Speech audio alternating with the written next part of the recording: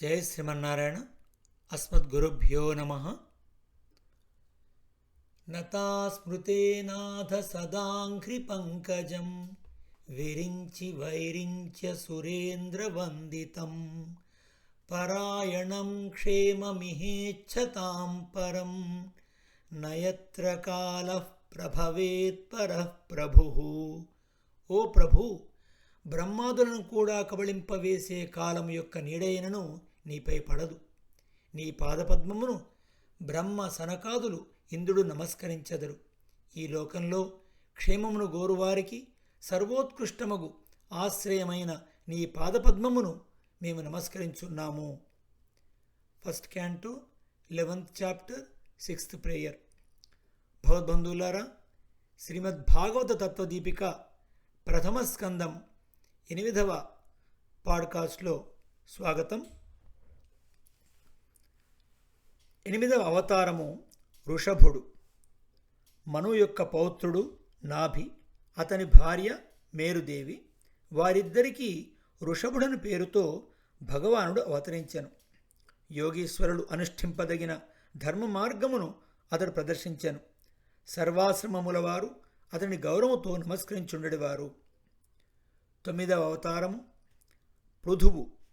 ఋషులు అధర్మముగా పరిపాలించున్న వేణుని చంపిన తర్వాత జగత్తును పరిపాలించుటకు ఒక పాలకుని అనుగ్రహించమని భగవాన్ని ప్రార్థించిరి.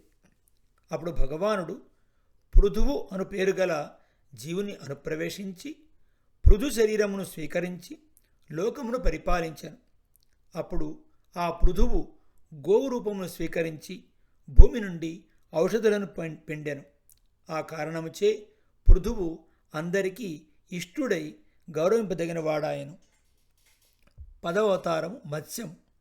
చాక్షుష మన్వంతరము తర్వాత వచ్చిన ప్రళయంలో స్వామి మత్స్యరూపం ధరించి తన కొమ్ముకు కట్టిన పడవ రూపమున ఉన్న భూమిపై కూర్చుండజేసి వైవస్వత మనువుగా జన్మించబో సత్యవ్రతుని రక్షించినాడు.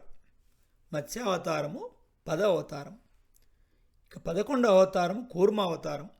అమృతము కొరకు దేవతలు రాక్షసులు సముద్రమును మధించినప్పుడు మందర పర్వతము ఇటునటు కదలకుండా కూర్మమై తన పృష్ఠభాగమును ధరించినాడు.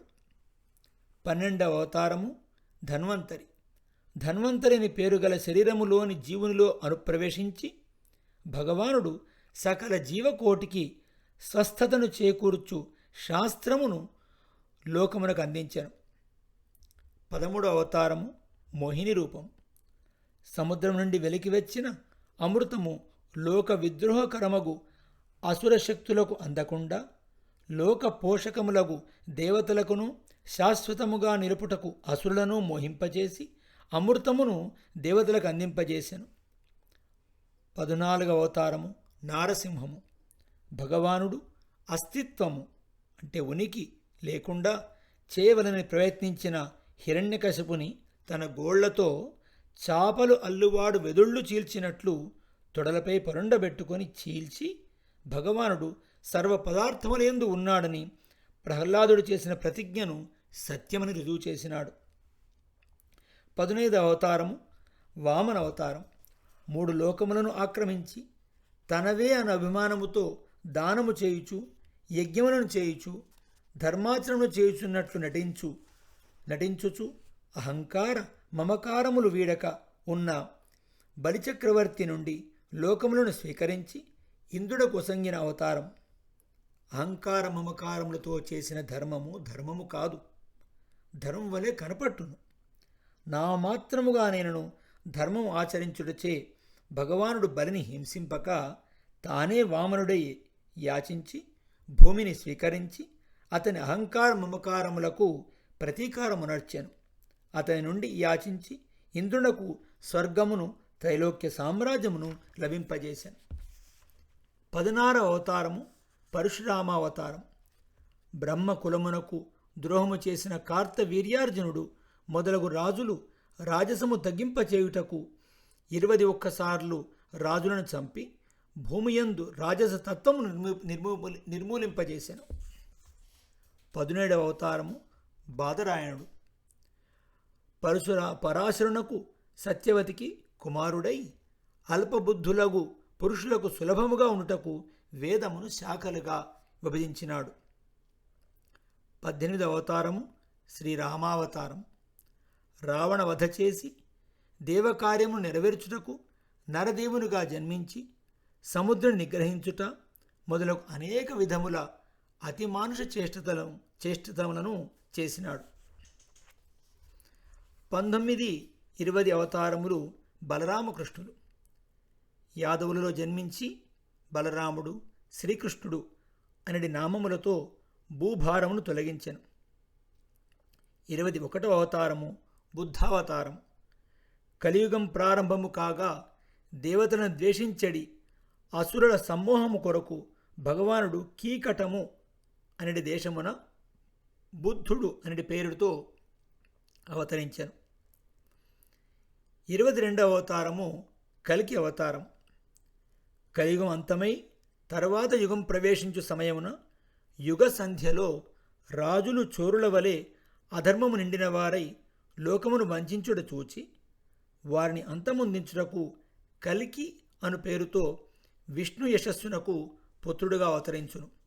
ఈ విధముగా 22 అవతారములు చెప్పితినే గాని అవతారములు అనంతములు. శ్రీహరి సత్వగుణం ప్రధానముగా గల కొన్ని రూపములను స్వయంగా ధరించియు కొందరి జీవులలో తాను అనుప్రవేశించియు ఆవేశించియు సాధుపరిత్రాణము ధర్మ సంస్థాపనము చేసినాడు. ఇట్టి అవతారములు అనంతములు.